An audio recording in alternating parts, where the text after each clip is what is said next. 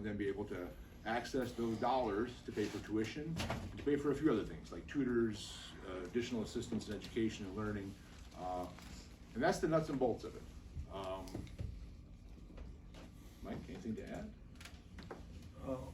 Well, I think the focus is on accredited schools, both public and non-public or private schools. And in this area, in my district, I've got 4 districts, 5 buildings with Notre Dame and Cresco, Trinity and Croatoan, St. Teresa, Calcutta, in Spillville and Austin, and then DeSales here in Decorah. And then Senator, you've got St. Pat's over in Yamakee in the process. And so there's a significant influence here.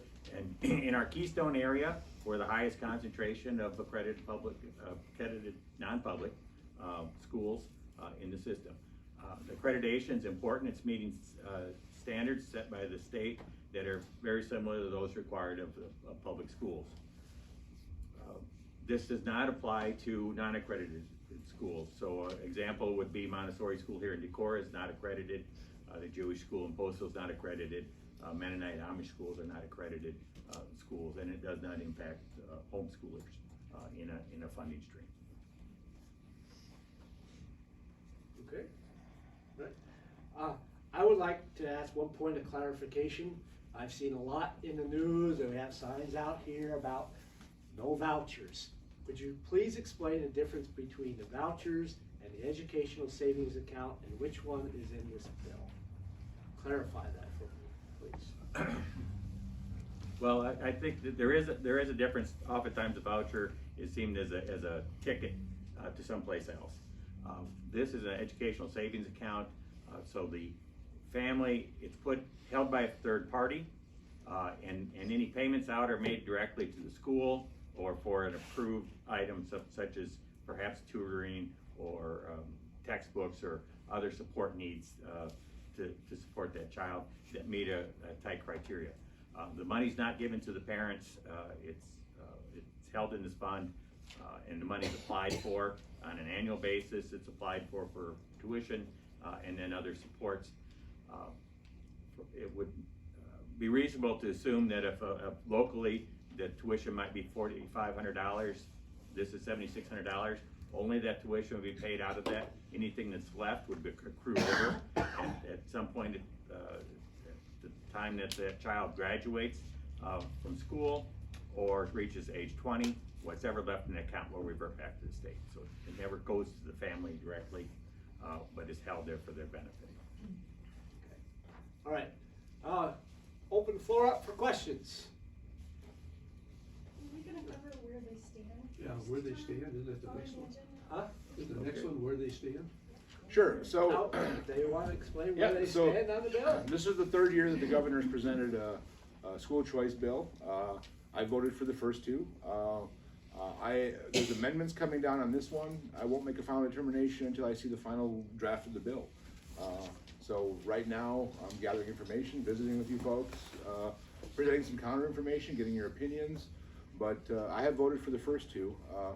And again, they're different structures. So it's like apples to apple carts essentially. But again, after I see the final determination of the bill, there's some amendments coming out of the House, there's some amendments coming out of the Senate, I believe.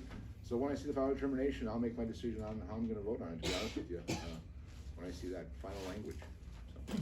So I always reserve that aspect of a vote, and that's done after a debate, and we take that. At this point, I'm not in favor of the support. This is our 3rd. The first 2 I voted, we didn't vote on in the House, let's put it that way.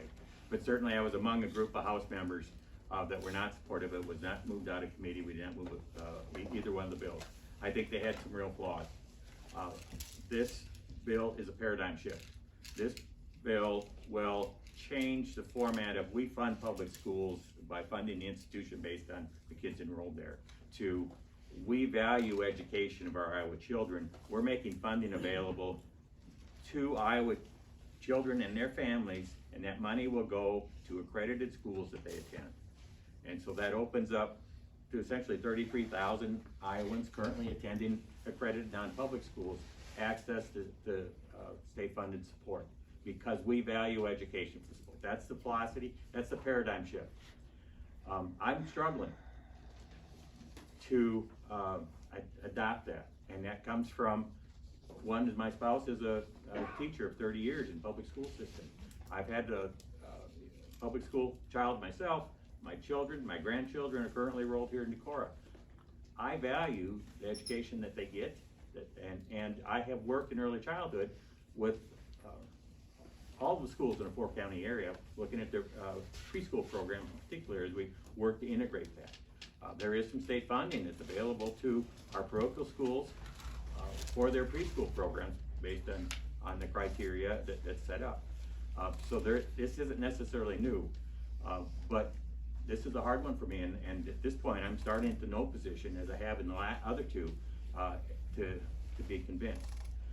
Certainly I've gotten many emails, hundreds, literally, from constituents here in the district. The most on any topic in the past 7 years. I'll say now because it's maybe easier when I'm on the topic. We converted our emails in the house from our storage space on campus to the cloud, and in that process last weekend I was unable to access my emails, and so accrued quite a few that I haven't caught up on. In fact, I'm about 782 as I came in here that I've yet to review. But I assure you that I have. Many of you have emailed me, and I'll get through those before noon on Monday as to understand where you go, where you're at, and what your issues are or concerns are in the process. I'll kind of give you from that focus that I'm a no. So will your concerns, will you listen to the response of your constituents? What has been the breakdown of the people that have notified you? Well, as the bill was filed, I'd say the first 2 days it was even up. Okay. Consistently now, over the last 3 days, it's been decidedly no. But part of that's turnout and generation on the emails from different groups that spur that, and oftentimes we can tell that by where the email originates. As I said in an earlier forum, I learned from State Senator Ralph Kraft when I was in high school. His feeling was you can look at public opinion polls, but I asked him, do you vote that way? And his answer was no, because we deal with complex issues. And it's important from his perspective at the time, and I follow the same rule, is that you're in a position to make decisions. And these complex issues, it's your job to be educated on the issue, know the pros, the cons, the aspects of it, and make a decision that's both not just I'm not tied just to my district, it puts me there, but I have an obligation for the whole state. And so I have to weigh those and see where we are. I will say, just up front, this proposal is better than the other two. I know that there's other problems around this issue in other states that we're avoiding with the language and the way it's being proposed. That being said, I'm not there, and I think I'm struggled to make that shift on the paradigm shift. And to answer your question, from my perspective, we process about 500 emails a day so far on this topic. My clerk secretary calls out the ones that are not from my district, and I would say we're still running. I'm not running 50-50. For the first few days it was 50-50. Now probably 60-40. We're still getting quite a few emails in that are actually in favor from inside the district, which is something that was absent in the previous years that we really hadn't seen. 60-40 in favor? Yeah. Well, I'm saying we were 50-50 before. Probably now we're looking at probably 60% that are opposed to it and coming in the later dates. Opposed. So if I were to put the whole block together, I'm guessing we're probably still somewhere in that 50-50 blend, maybe a little heavier on the nose. So once we call out the ones that are not from the district, which makes a big difference, because we'll get blanket emails, you'll get chain emails that'll pour in from organizations, and you'll get a couple hundred of them. So, and part of listening to the district is coming out today and visiting with you folks. So we're still making that process. So. Pro, we do pro. Would you explain, you said that the education cost is approximately $17,000 at the state level, and 7,000 plus is allocated for this funding following the student. Where does the rest of that gap money between one and the other, where does it go or where does it stay?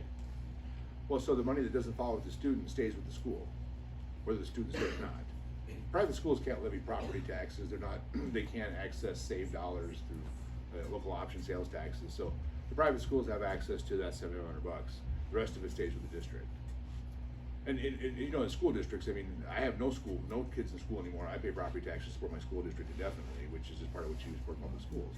So that money stays with the schools. It's just that $7,500 is allocated from the state that would move with this program. Mike, did you wanna address that, or? Yeah, no, I think it's important, when we look at the dollars, the 7,500 is the SSA component on a per child allocation that we're going out, and so the theory is that it will go to that school, in a private school, go to that student as well as the public school. Public school has a wider array of funding that it relies on and uses in the process, so I think, you know, that's an accurate. As another clarification, does that 7,500 currently go, if a family chooses to go to if let's say that you live, Mike, in a school district where if you had children, they'd be going to Southwind. But if they chose to go to Turkey Valley, at the current time, where would that money go and what would happen with this bill? Well, so if they open enroll, the money would follow into Turkey Valley. On the new system, but on the well, current system? On the And current, the $7,500, on the yeah. current system, so the $7,500 moves with the parent, so Okay. if my child we decided to open enroll my child from, you know, Southwind to Turkey Valley, that $7,500 would move with the child. The remaining $10,000 that's left there stays in that school district, because those funding mechanisms they're not portable, right? You can't move those, so. Okay, first of all, I do have problems with your numbers there, but we do realize that depending on which party you're in, numbers are fluid. But, That's true with your party also. well, of course, but they're somewhere in the middle, okay? But anyway, I think that this is such a big issue. Why is this not put to the voters? Why can you decide for me, well, I don't have children now, but I was a teacher. Why can you decide for parents what's gonna happen with their kids? The public schools have been very important. I think we have great public schools here. As far as the black voters and stuff go, we can do better by them in public schools, but I don't think you'll do any better in private schools. The people should be able to vote on this. You should not be able to tell any of us, well, none of us, grandchildren, whatever, where they should go. Because you're not gonna get in 500 emails or 1,000 emails, all the people. I was a teacher in California. I was born here, but I was a teacher in California, taught special needs students in public schools. The private schools were they were run by non-credentialed teachers. Some parents put them in just for the prestigiousness of it. But in the public schools, you had to meet criteria. In the public schools, you represent all ideas. Not just the ones the private schools wanna represent, you represent all ideas, if you're good. And if you're not good, the parent should have a right to say, no, you've gotta change. But when I hear Ma'am, you have 10 seconds. Black history being taken out, banned books, that's not America. So I wish you would think more about this and think about making it a voter issue. Could I ask your name? Oh, Patricia Eddy, EDDE. I'll respond to that. I would respectfully disagree on a couple of levels. I think actually we're not telling parents where they have to put their children.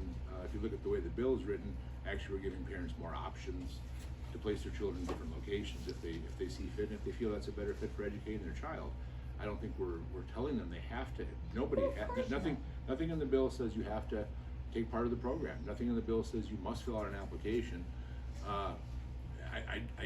just respectfully disagree with that position, to be honest with you, man. But No you're offense. taking the public school money away. You know, And I paid for a lot of my kids' schooling materials. Most teachers do. Because they don't get enough. This is in public school. If you're gonna start taking money away from that, it's gonna get even worse. Just a couple points. One is you asked about a vote of the people, and Iowa is not a referendum state, similar to California, Colorado, or some of the other states. We don't do referendums. That's not in our law system set up. So that's why it wouldn't have to go that route. Secondly, this funding is on top of our current funding level. So it's adding 33,000 more Iowans to access our state funding level at the current rate of, I think, 7,598 is what's proposed. But where's the money coming from? From the state general fund. But don't we pay into that? I would like to answer one part of your question also. You asked, why doesn't the people vote on this? Well, ma'am, if you're a school teacher, you should know that we live in a representative republic. We democratically elect these people to vote for us. We are not a democracy. We do not, everybody, vote on every single issue, because a democracy, a pure democracy, is the worst form of government you can possibly have. From your And opinion. that is why. That's your there- opinion. There are many And those are your philosophers, opinions. there are many philosophers and many political people. Democracy, we live in a representative republic. That's why we have the situation.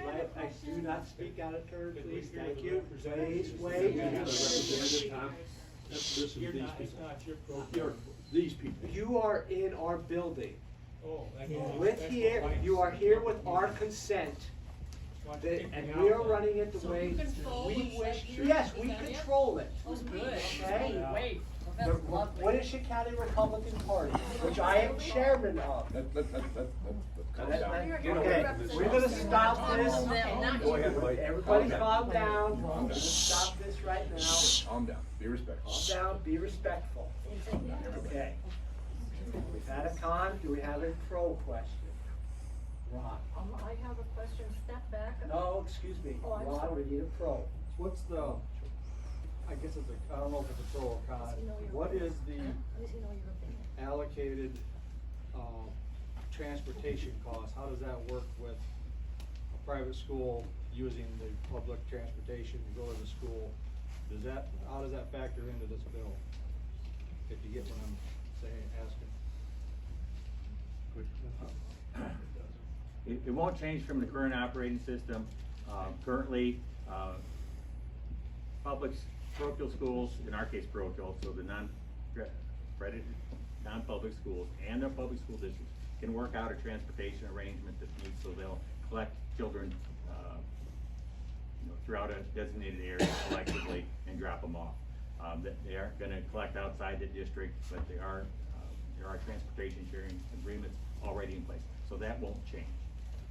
So the 7598 is not including transportation? No, that's correct, that's correct. You don't think that's gonna change in the future? Excuse me. Well, we've done stuff on transportation equity already in the last couple of years, so I don't. Let me know if you got time to answer questions outside. Someone from Macon. That was already your con. Questions should be inquiries, so I think the pro-con is the perception of the person hearing the question. Well, if you'd like to run your own forum, ma'am, you may, but I'm running this forum. If you have a question, I'm not sure if it's pro. okay? Yes, ma'am.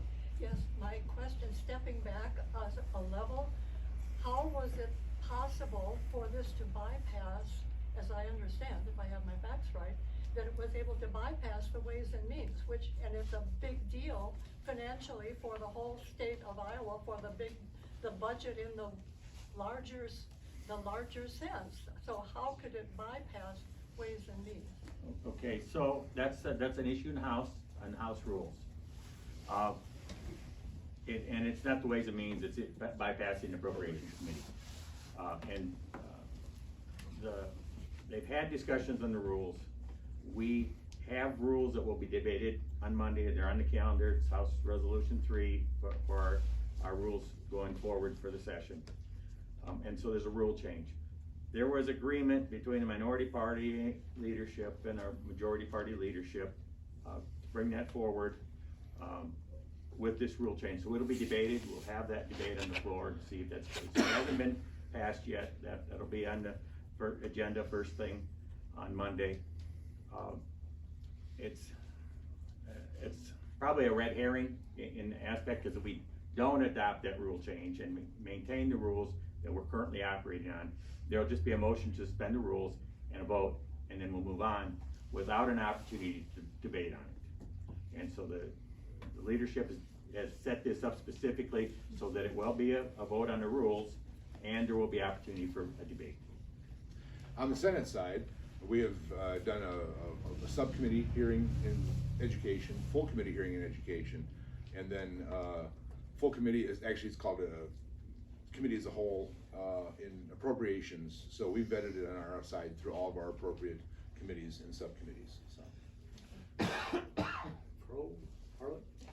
This isn't pro or con, it's just a question. So right now, if a child's going to St. Ben's, the $7,500 is not going anywhere, right? So yes and no. So the bill is phased in over 3 years, okay? So the first year, if there's a child currently enrolled at St. Ben's and they meet the 300% poverty threshold, they would be eligible to apply for the ESA. The second year in, if they meet a 400% poverty threshold, they're eligible to apply for the ESA. Third year in, there's no poverty threshold any longer. So technically, everybody at St. Ben's would be able to apply third year in. The first 2 years have income guidelines attached to it. So at St. Ben's School, just for some numbers, because I like to share numbers and do my research. So you asked about St. Ben's. St. Ben's has 132 enrolled students right now, right? Throughout my entire Senate district, I have 704 private school seats currently being filled, okay? So what you need to realize is those private school seats that are being filled are not being paid for by your allocation, right? That's not. Nor are those private schools collecting property tax, save dollars, or any other federal mechanisms of funding. So those 704 kids are already in the system. They're already in the private school system, accredited private school system. So the part of the bill that we haven't talked about yet is if a child that's in St. Ben's, for example, meets the criteria first year in, $1,202 travels back to Decorah Public Schools automatically. And it's dispersed in 3 categorical locations, right? So my question has been this morning is those 704 kids, they've never been in the public school system. They've never been educated. But yet, by year 3, if all the parents at St. Ben's apply for tuition assistance, right, which won't affect Decorah because Decorah is not educating them now, Decorah stands to yield $158,664 in revenue on the $1,202 coming back per kid. So that's why, that's part of the budget number. They talk about this thing costing $350 million in year 3.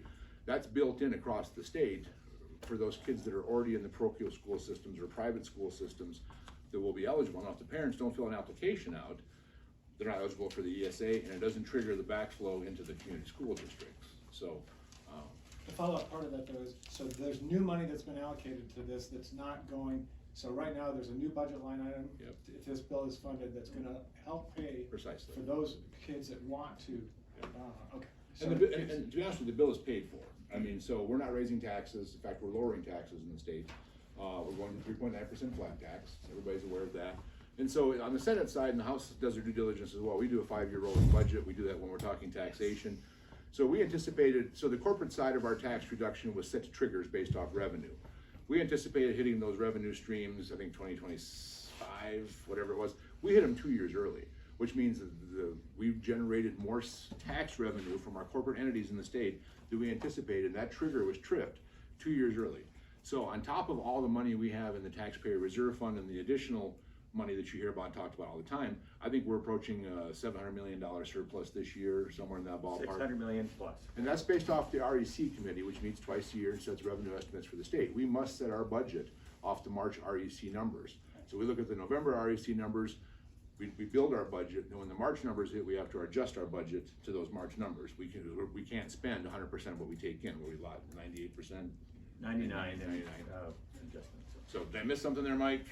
What was gonna hit? So, this bill that the governor's proposed is coming at a time and in this capacity because we can't afford it. We are having running a surplus of dollars. Currently, as we look at our projections, we've got $2 billion in a taxpayer reserve fund. We put in tax cuts that are being implemented over 4 years. It's already started ratcheting down now that we're in January of 2023. And that dip that we're gonna see is about $1.5 billion as projections from LSA and Department of Revenue. And we've got $2 billion set aside for that. At the same time, we're seeing current year surpluses as well. As we see in our economy rising costs in our purchases or in what we're earning, both of those generate additional revenue for the state. We pay income tax on our additional earnings. We pay a little more sales tax on our higher costs for the products we buy up and down Main Street. So both of those are making this opportunity available. That's one reason. I mean, if I want to say no, it's too expensive, we can't afford it. I can't say that because I've seen the numbers. We can't afford it. That doesn't mean it is expensive. It's a paradigm shift that's putting more money out there for more kids. We're going to adopt 33 plus thousand kids with this SSA level funding. So it adds to our overall budget spending. Is education a priority in Iowa? Of course it is. It's pre-K-12 is 46% of our budget. You add in the secondary, we're up to 56% of the Iowa budget is education. That's mostly what we're about. This is going to tip that up just a little bit higher in the mix by adding more kids. You mentioned accreditation on these schools. Does that mean they operate like the public schools? The accreditation process? Yeah. So, I mean, if not, because they'll be taking public funds, are we gonna make them do public school rules? So, to an extent. So we have an accreditation process for our public schools, and I participated in a couple of those.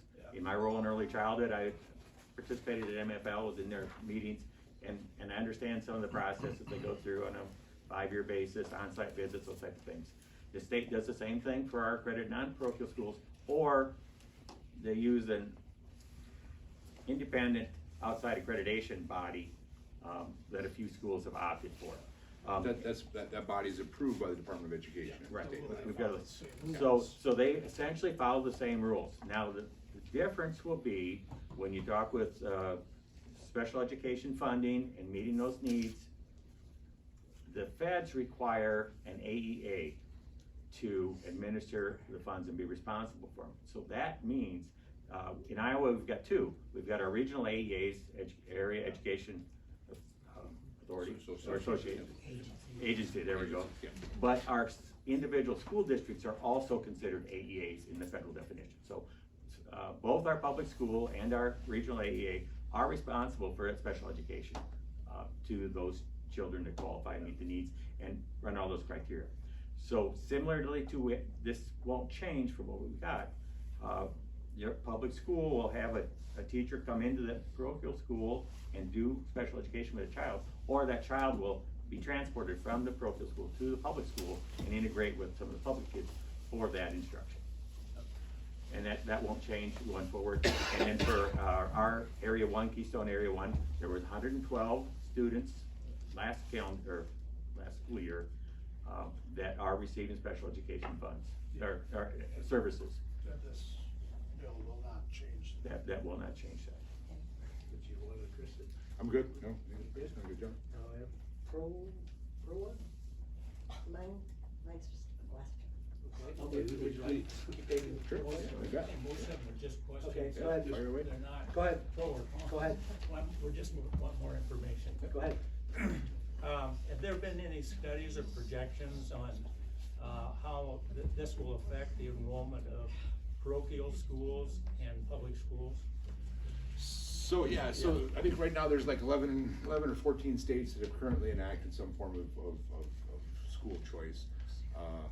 And what we've seen is, we looked at test scores. We did some research on test scores. I mean me and my clerk, who's also my son. I go over with my son every day in the Senate. So I'm very, very fortunate that way, but he's very research oriented. So we looked at Indiana, you know, so during the transition, first year in, you have some adjustment period, test scores climb when they're given opportunities and options.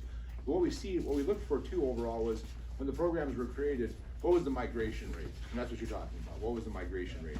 So the migration rate, depending on locations, was around 2% in some states.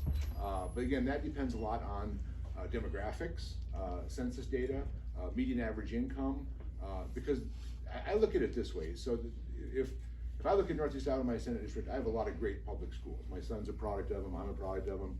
And I'm not anti-public school by any stretch of the imagination, but you look at the numbers, right? So you look at Northeast Iowa from the last decennial census and crunch some data, and you're gonna say right now we have, you know, my district 704 available, you know, kids that are in non-public school settings.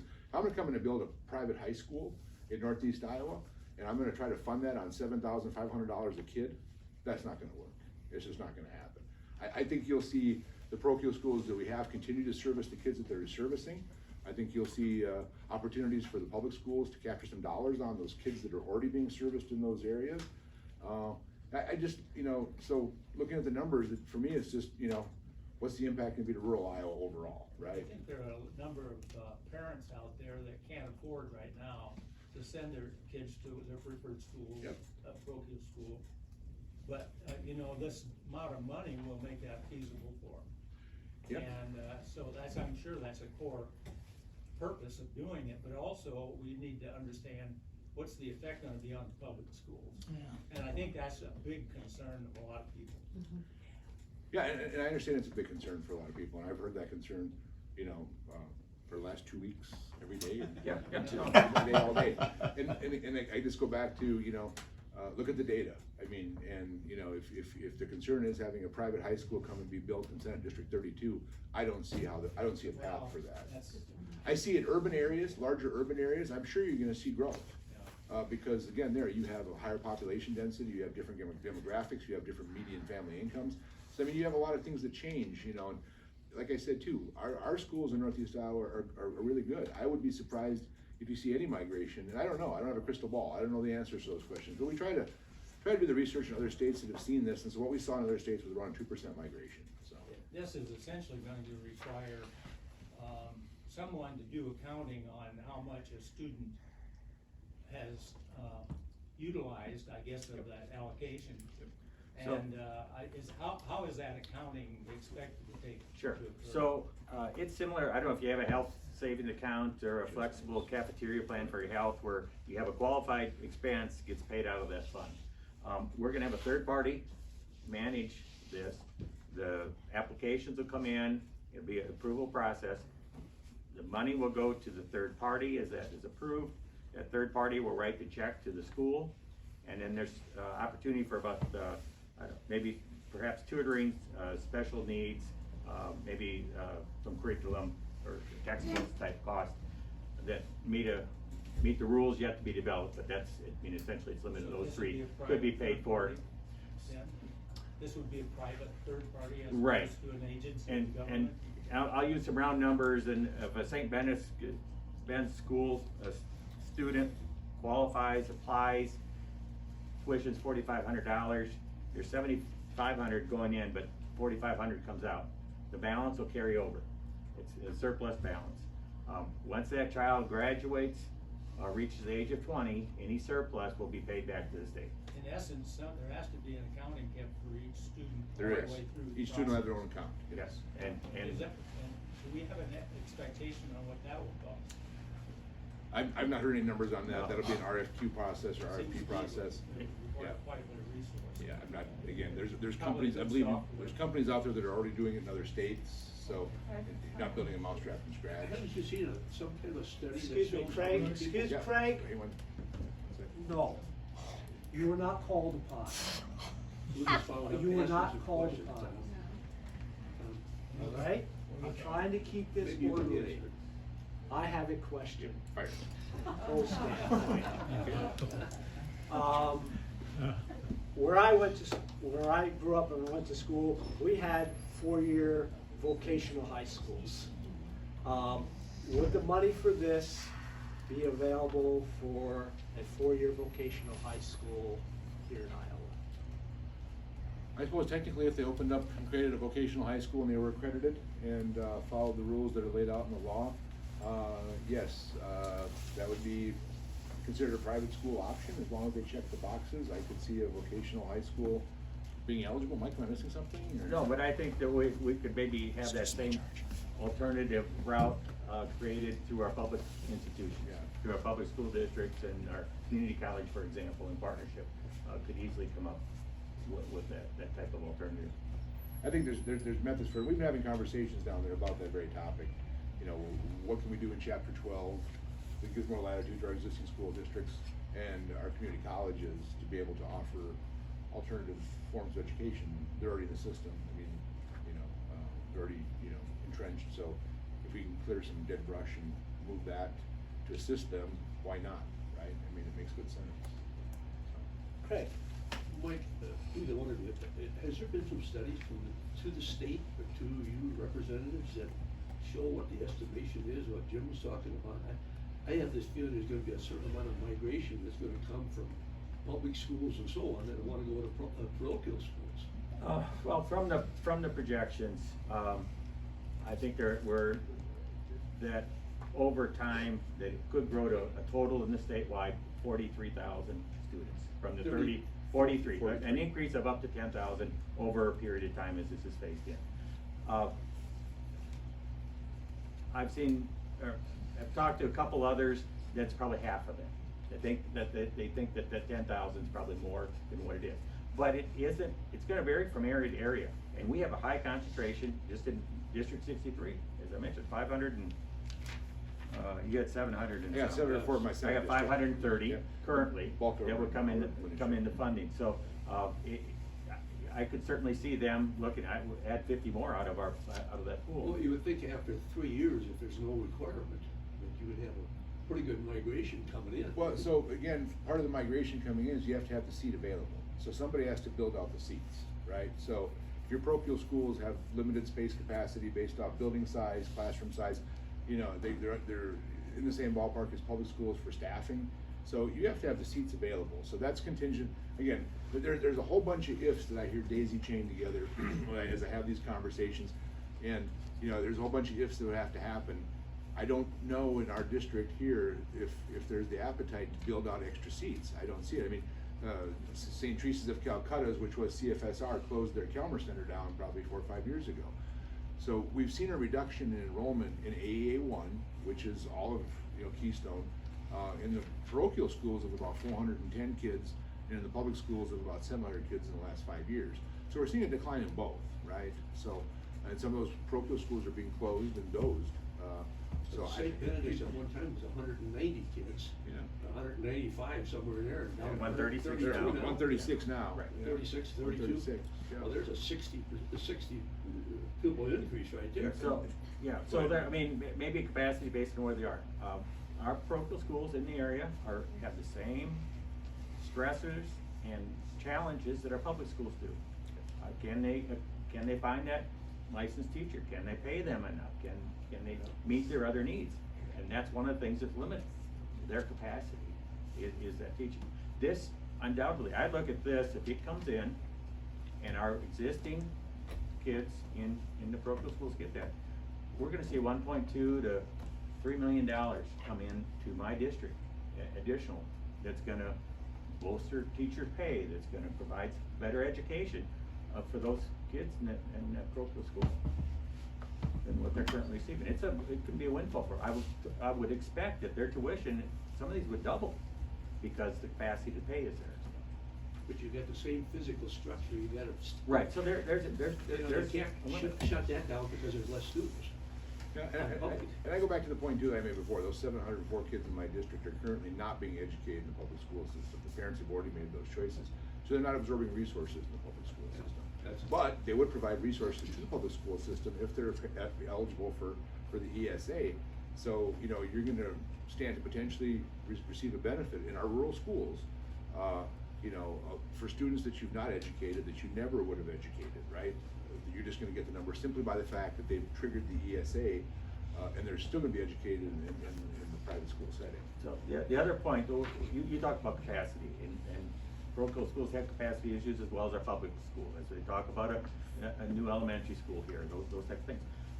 I worked through 12 school districts with early childhood, trying to get preschool programs in, and we've got schools with real challenges. That's why parochial schools are sharing in those sites. We've got Kinderhouse and Montessori, Child Care Center, Sunflower up there, St. Ben's, as well as the public school, because they don't have the capacity in the public school.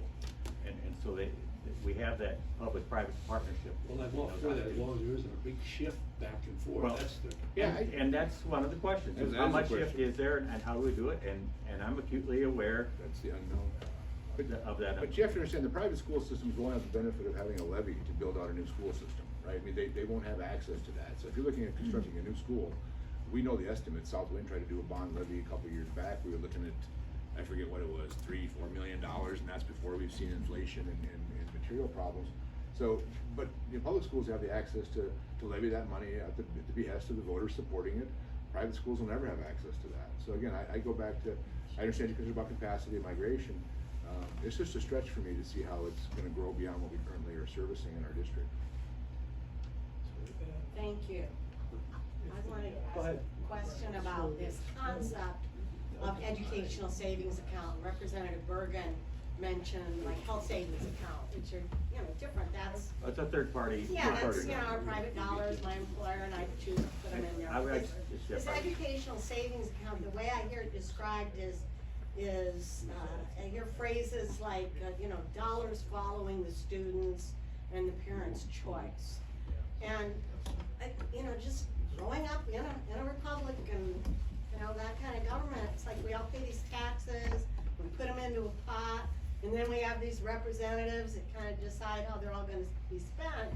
But you're saying with these educational savings accounts, there's a place where certain taxpayers, people with children in school, can say, but this is how I want these dollars to follow. So my question is, I wanna know, do you have any other plans for these kinds of savings accounts for public infrastructure? So, if I say, I'm really not satisfied with the parks and recreation system here, I'd like to take my share of that, set it aside, and have some private park, and I promise not to use public parks. See what roads and bridges that I don't use?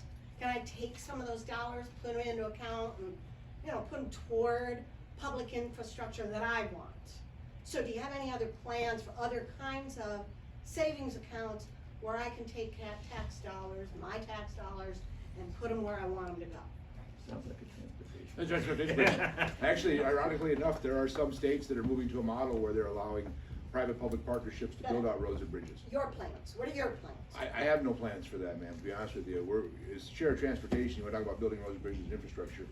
So as we look at the federal tax dollars coming in from fuel tax, we see a decline at the federal level. We're seeing that same decline in Iowa at the state level. We understand that, the cost to build a mile of road is exponentially more now than it was 3 or 4 years ago. Our RUTF process doesn't work. So in the interim, I'll be sitting in a committee actually to discuss infrastructure, roads and bridges, looking at alternative funding methods and streams. So there are already in existence private-public partnerships to build out infrastructure. I'm not sure if that's a plan yet. I wanna see how the other states that have tried it work, to see what the pitfalls are, and then we can learn in Iowa. I don't have to be the first guy through the door, I can be the second guy through and learn from the first and make a better decision. But yeah, there are already places that do that. So that I'd be able to take my Ma'am, tax I'm not sure, dollars I don't know what it will look like. Excuse me, and ma'am. put them somewhere. I can ask a follow-up question. No, ma'am, first of all, I- you are off topic. You're not germane to the school discussion. We're talking about roads now, okay? I don't know. I'll let you ask your question. I'm not gonna let you follow up. I'm gonna let them answer, and then we're gonna move on. I don't know the answer to your question, because I haven't sat down and looked at the data yet, to be honest with you. But would that be out of the question in the future? I can't say it could be, I can't say it would be, I don't know either way yet. If you ask me a question with the hypothetical that I can't give you an answer for, because I don't know what the metrics look like. Senator Mr. Bergen? Bergen, you wanna answer?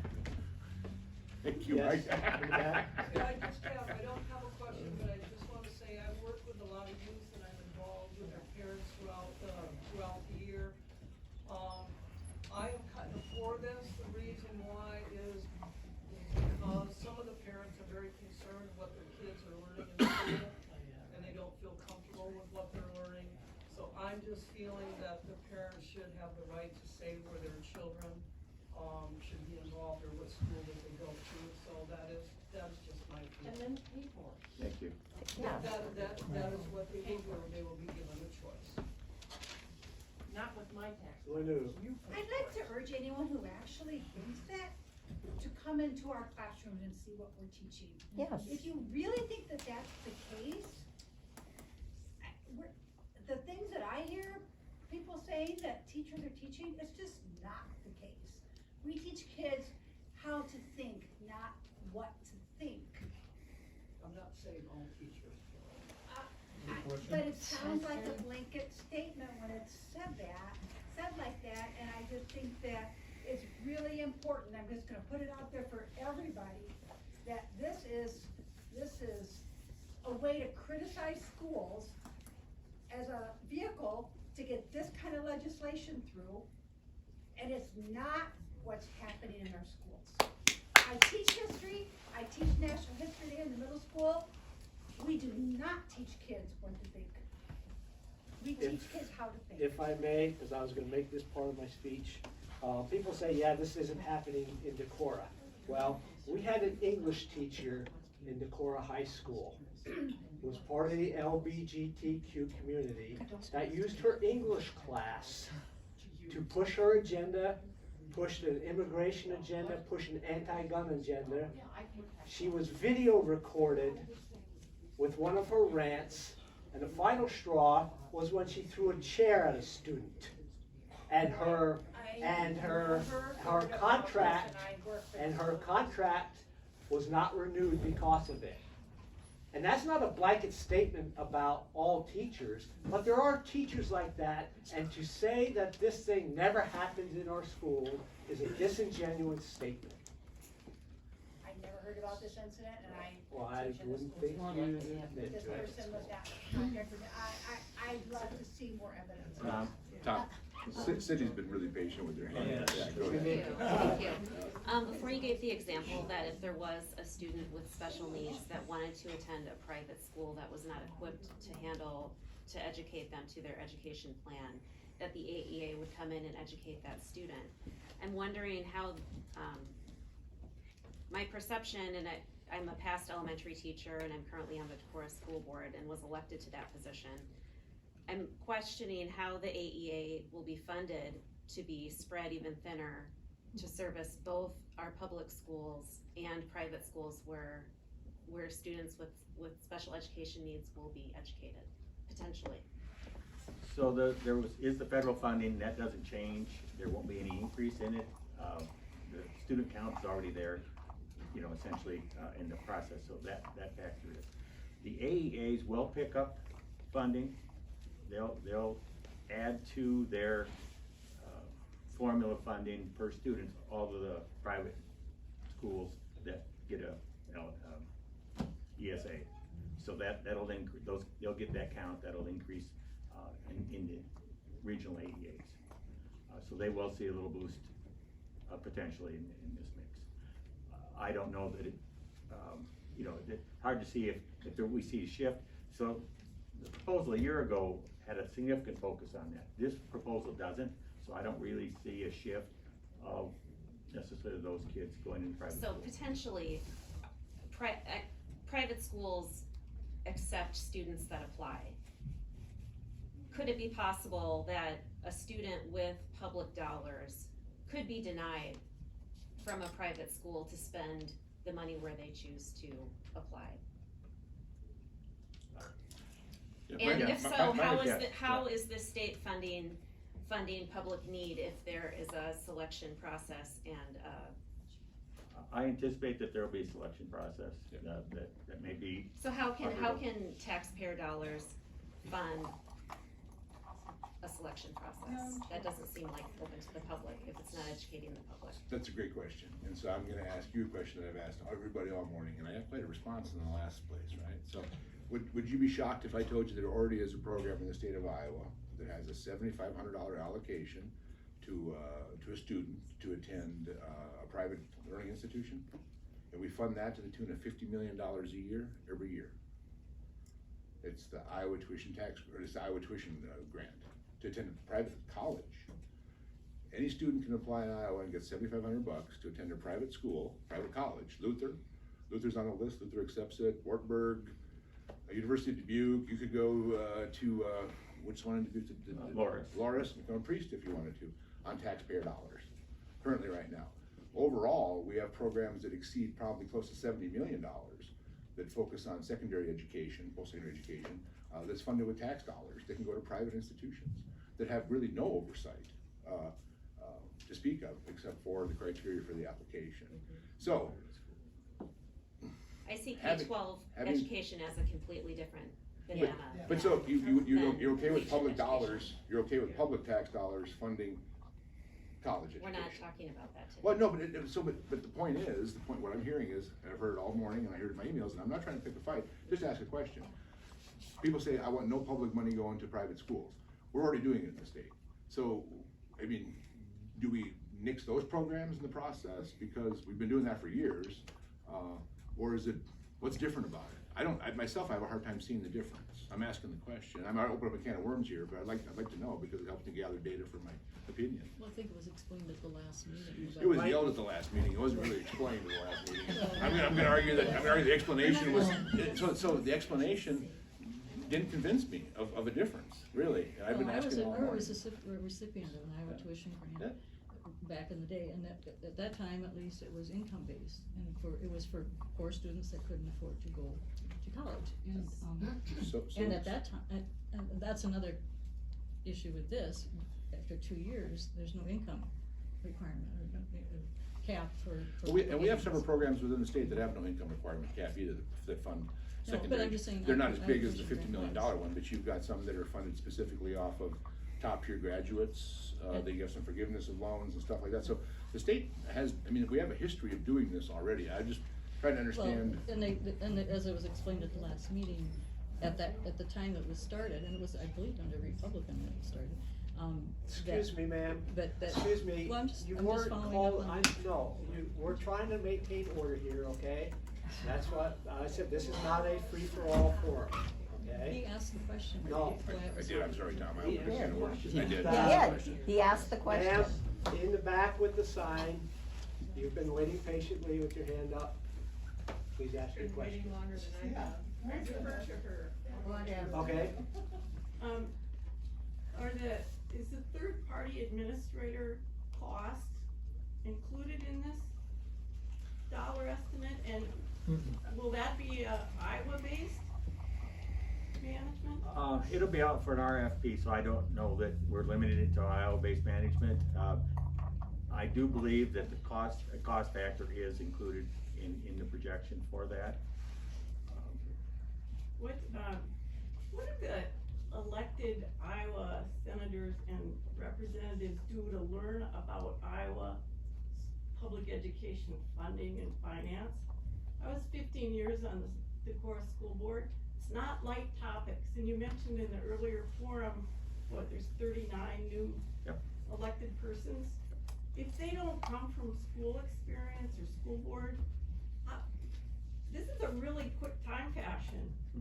And I worked extensively with the Iowa School Board Association during the years. Learning in 2 days is not enough to be quoting the facts and the understanding and how that $1,200 back to categorical, is that really available for choice of school districts? In the time I was on the school board, that categorical funding changed probably every year. Was it there, was it not, is it a new program? So it's not a dollar amount a school district You have can 10 finance seconds, ma'am.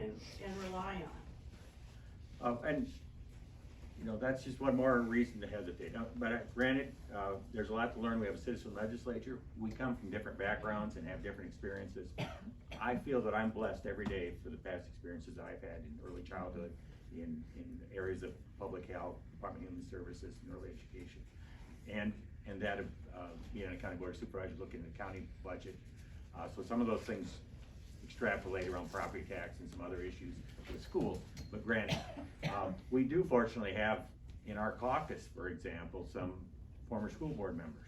Chad Ingalls is just to the south here in Fayette County. Mike Sexton's another one that I go to for resources, so we do that. But granted, I mentioned there's 39 new members.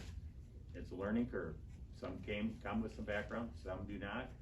We have research staff that provides us information and updates within our caucus. We've got LSA to bring that through. At the same time, it's a lot of information to swallow and digest, and in part, it helps to have some longevity. I really felt it was year 5 and year 6 of my tenure that I had my hands on what, and mind wrapped around what we do and being able to manage the issues.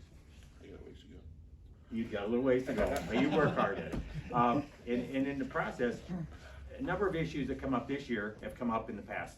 So it isn't such a steep curve once you get back around, because a typical policy bill will take 3 to 5 years to pass. That's normal to build up that knowledge base. This isn't the first year. We've got, this is the 3rd go around on this. Granted, I have to say that this is a significant improvement, because it takes it full on. He said, yeah, we're talking about whole scope. We're not gonna try to get in and get a little bite for what we can afford and then build on it. It's that we're just gonna bite it off all at once, phase it in over 3 years. And so it's bold. And again, one of my hesitancies, so I just have to mention to moderator that as far as time, I do have other commitments, and so. Did you want to just touch on it, Mike? Yeah, so, on the Senate side, it's so if you're new down there the first year, it's literally drinking from a fire hose every day, right? I mean, you come from your private sector back home. I spent my whole life printing. I was mayor of Spillville for numerous years. I understand local government, and then you get immersed in education questions, So I do my research, and we do a lot of independent research ourselves. My son and I do, because I can use him because he's getting paid for it. Plus, I always like to look at different perspectives, and that's why we looked at other states that have been similar programs. We looked at migration rates in other states. We looked at the impact, the first 2 years bills. So Representative Bergan's right. This is not the first time for us, but if I was a new member down there and I had some members in the Senate, it's tough to get up to speed on it. I'm not going to lie, but they lean on research staff. They lean on the senators that have been there for the last 2-3 years and ask questions. And again, it falls back to they were elected by to represent their district, by their by the citizens of their district, and hopefully they send a good guy down to the job or a good lady to the job. I don't mean you guys are not. And I'll just to follow up, it's our responsibility to be adequately informed. And so I've reached out to the superintendents in my district, all with the exception of Barb Schwam in Riceville. I haven't made contact with her yet. I was in the Decorah office here yesterday clarifying some of the cost of funding transfers, particularly the federal funds around special education, the impact that has and how that operation works with St. Ben's. I've done that previously last year. We'll go around with some of the other parochial schools. She gets you in the back because you deferred and you were gracious. And, thank you. So first of all, I want to reference the 71% figure that says that people that are in favor of school choice. I would imagine that at least 71% of people here would agree that we feel choice is important. My understanding is 60% at least of Iowans do not want this bill to pass. So, and choice has already been given to parents with homeschooling and that kind of thing. 40%, 41 counties of our 99 counties don't have private schools in their county. So those counties are kind of knocked out of the equation.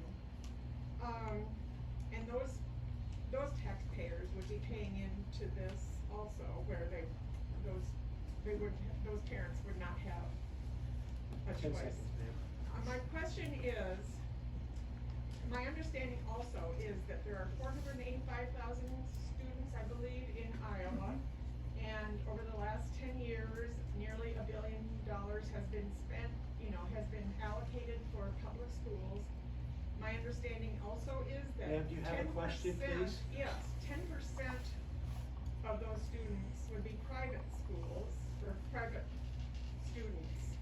It's anticipated, I think someone, maybe Mr. Klimesh said 43,000 is anticipated. That's 10% of the population that they anticipate it will cost nearly billion to implement this over the next 4 years.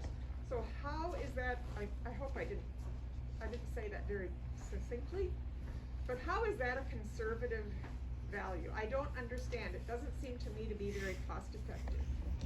Actually, I would spin the question back on you and say if we're spending $17,000 now to educate a child, and a private school can open it up and educate them for $7,500, that's a prudent use of taxpayer dollars. I'm not advocating for the position. I'm merely playing devil's advocate with you, because I've been asked the question numerous times. If a private school can open up and educate a child for $7,500, as opposed to the public school systems, I mean, I've had pro people tell me that very thing. That's why I'm sharing that with you.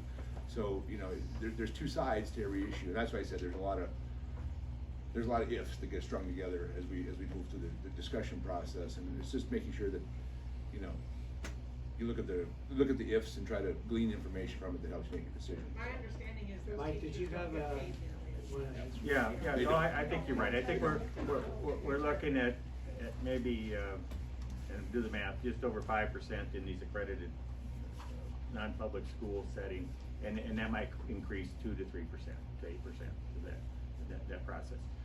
We don't necessarily anticipate a big shift, but we're looking at a statewide basis. You already mentioned some pockets, there won't be any change. We'll see a little bit more in others. My sense is that this process is driven by some of our larger urban centers. It's not being driven locally, even with the local schools. They're certainly interested in how this is gonna impact their school. I've had, emails and support for this, because it is gonna make a difference. This would change their way of doing business, in the process. So I think, it's just finding out that balance, but I could say, well, it's not gonna affect my district, or it is, or I'm gonna vote based on my district. I have to think about all of Iowa, and that's why I have to be attentive to what's happening in those urban areas, in those process, and we need to find that balance, because that's what I'm elected to do. Well, I think, Mike, you said you. Yeah, I think, I certainly appreciate this opportunity. I really look forward, anticipating for today. This is our third session of getting input and feedback, reinforcing a number of things I've already heard in the process. And so thank you for your commitment, and hopefully that you have been able to learn and understand this particular bill and proposal better as we debate on it. There is, I know, one amendment filed that I think that will be adopted that will look at a funding source, but also operational sharing, so sharing superintendents, some other positions between school districts. That open option will be extended as part of this. That's something that the House passed last year that the Senate did not take up, but my understanding is this amendment's worked out, so that amendment will be coming on.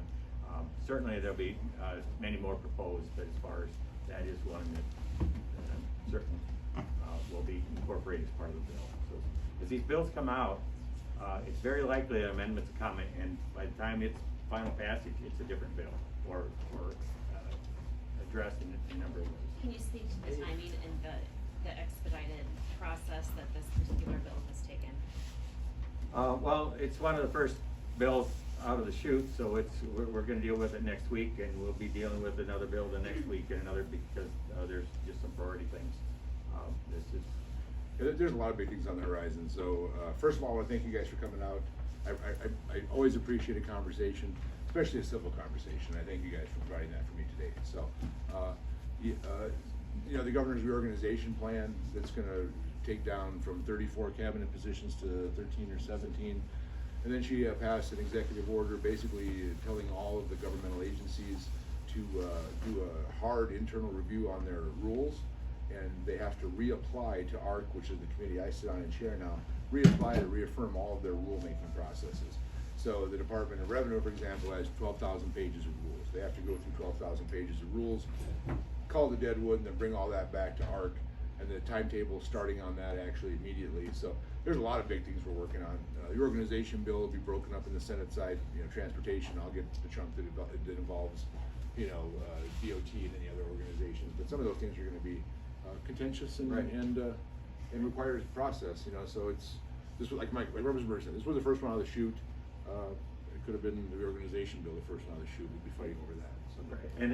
And that's triggering, you know, I spent in several meetings on budget around the realignment that's gone this past week. So we're juggling a number of items at this time. So it's easier to have a little experience.